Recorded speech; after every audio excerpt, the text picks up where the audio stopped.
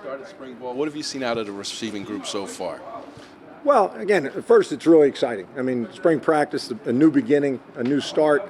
I think the guys are working really hard, and we're just trying to develop the group, and everything's ground up, and we're trying to do a really good job of evaluating each person individually and then kind of the collective room to kind of see where we are. And every day brings new things, some challenges, some highlights. So, again, for me, it's a lot of fun. I'm excited and looking forward to watching the tape from today and moving on. I guess, what have you seen from some of the younger guys? A guy like Rashad Rochelle, obviously, who's a lot of versatility, but kind of what stood out about him so far? Well, again, everybody really with an install going in, it's really a developmental time for all the players. Guys who had production last year, obviously you see that, and Rochelle's a good guy with the ball in his hands. You can see he's got some quickness and toughness, and he has some versatility in terms of what he did last year. So it's always exciting to work with somebody who's got kind of a multiple skill set. He's got some position flexibility, and he's a really, really hard worker and a terrific kid. So I enjoy working with him. Coach, if I recall correctly, last time you were here, you had Brandon Coleman, Mark Harrison, Tim Wright, heck of a wide receiver group. How would you compare that group to the current group you have now? Yeah, I don't. I mean, realistically, those guys were really good players, but a lot of those guys were established players when I got here. I didn't bring any of them here. Coach Yano was here and had recruited those guys. They played really, really well, and they were great human beings, and I had a blast coaching them. And now I'm excited to coach this group. I don't live in a comparison world. I mean, it's 10 years ago, and I'm not really worried about 10 minutes ago, to be honest with you. So love those guys. I've seen a couple of them, since I've been back. So that's been exciting. But the new crew, I'm all in and just trying to work with them and develop each one of their individual skill sets, give each one of them a plan to give them the best chance to be successful to help our team win.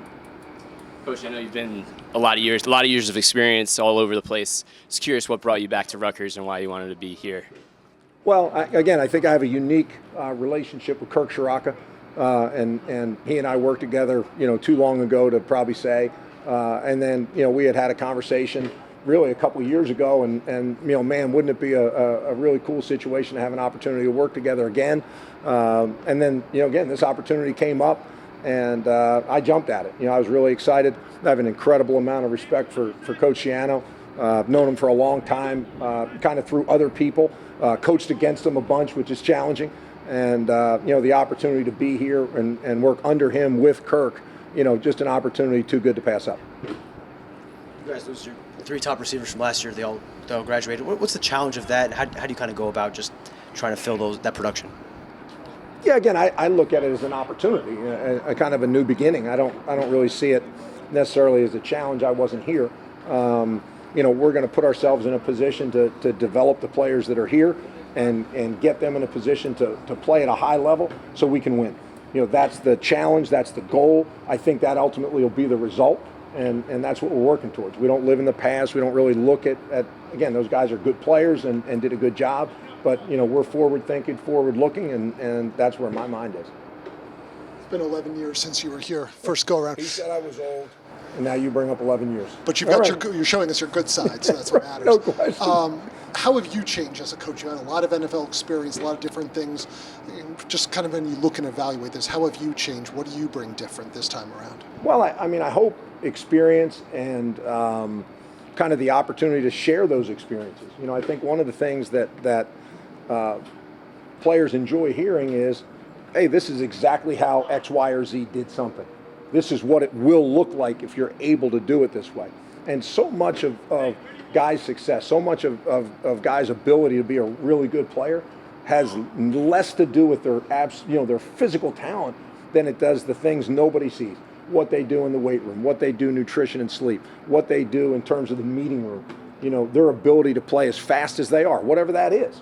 And those things I'm trying to convey to the younger players. Train yourself to be a really good player. You have enough ability to do the things we're going to ask you to do, but all those other pieces have to be in place for you to be the best player you can be. Whatever that is, nothing's equal.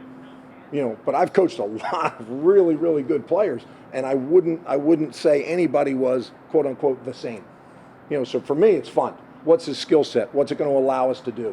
What's Kirk really want to do? How does he want to do it? Who's going to be capable of doing that the best? And then find a way to train the player to do that. And then who's somebody else who might have that skill set and train him? Maybe another guy is a little bit different, more of a slot player. What can we train him to do? And all those things, they're kind of unique challenges, and man, are they fun. For me, I love doing it. I love sitting in there and talking football, especially with people that I really respect and enjoy working with. You had the NFL experience, the head coaching experience. How has that kind of shaped your recruiting philosophy now as you go through it? Recruiting? Recruiting, your philosophy. Well, I think for me, I've always been about trying to evaluate and make sure that we took players that had the traits that we wanted. So in other words, whatever those traits were, maybe it's speed, maybe it was size, maybe it's initial body quickness, maybe it's elite hands. Like a guy like Mohamed Sanu, who I've known since he was in high school. I didn't coach him here, but I coached him in Atlanta. A guy who took himself from being really an outside receiver, kind of enforcer type player in the run game, and a good player in base down pass, came to Atlanta. He became an elite third down player, a converter on third down, and he kept the ability to play in the run game, and he just reshaped himself, and you wake up and it's 9 years later and he's had a dominant career in the NFL on top of being an unbelievable human being. He's created himself. So I just look at it and I say, okay, let me identify what these guys can do really, really well, and then try to create as many opportunities for them to do it as you can. And that's really, in the NFL, nobody's really going to tell you, I can't do it. They might be able to do everything, but what do they do really well? What makes them special?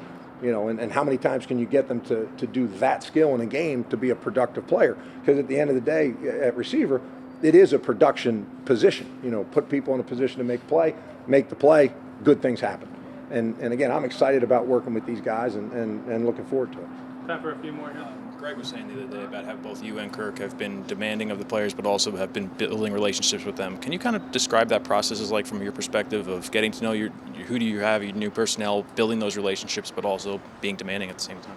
Yeah, again, I think they go hand in hand. I think a player knows that you're going to give them everything you have. You're going to invest everything that you have, whether that's time, energy, knowledge, whatever it is. You're going to invest in that player to try and give him an opportunity to be the best player he can be. Again, whatever that is.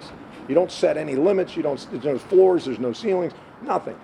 I think the player will immediately start to understand, okay, his primary goal is to make me the best I can be. And then it's a little bit easier maybe to listen to kind of what's said more so than how it's said. And again, I'm working on that because I'm old and I haven't been here a long time. But, those are the things that are important. Put a guy in a position to be successful, then he has success. Now you're talking about genuine confidence.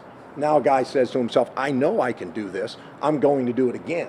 And then when you do that, again, that's where you kind of get a little bit of momentum and you start being able to do some things really, really well, which that's what good offenses do. Coach, before you were talking about versatility at the wide receiver position, one guy who's pretty versatile is Rashad Rochelle. He played running back last year. He's at wide receiver again. Just talk a little bit about his game. Well, I mean, again, I go back to production. So he played running back. He played receiver. He played, I think I saw him in some Wildcat direct snap stuff. I think he returned punts. So again, in my mind, I look at that, and if I'm evaluating it, I'm saying, okay, here's a guy that they were trying to figure out a way to get him to touch the ball. So he's good with the ball in his hands. So how can we create some of those opportunities for him and then train him to be a functional player at receiver? Because right now he's a receiver when he's not in the backfield or any of those things. And he's done a really nice job. Again, he's athletic. He's got body quickness. He's tough. All the things you would expect from somebody who carries the ball, and who's been and he's made plays. So he's going to have genuine confidence in terms of what he's doing and how he's trying to do it. So I've enjoyed it. It's just a matter now of trying to build on to what he's done and then see, okay, what's he really going to be good at? Take this as phase one, and now you're moving into the summer, and then we got a lot of football to work on before we kick it off. Final question. Nassim Brantley was a player that was really productive at the FCS level. How do you get his skill set to translate to big time Power 5 FBS? Yeah, I mean, I think players are players.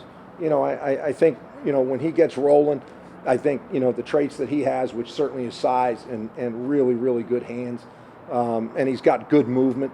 I think as he gets rolling, I think he'll be a plug-and-play player. We'll be able to put him in and put him at one of the outside receiver positions, get him going, and then, again, like everybody else, kind of find out, okay, where's his strength? What does he do best? And then try to formulate a way to make sure that he's doing those things more often than the things that maybe aren't what he does at an elite level. But again, very excited about coaching him and working with him, just like I am all these guys.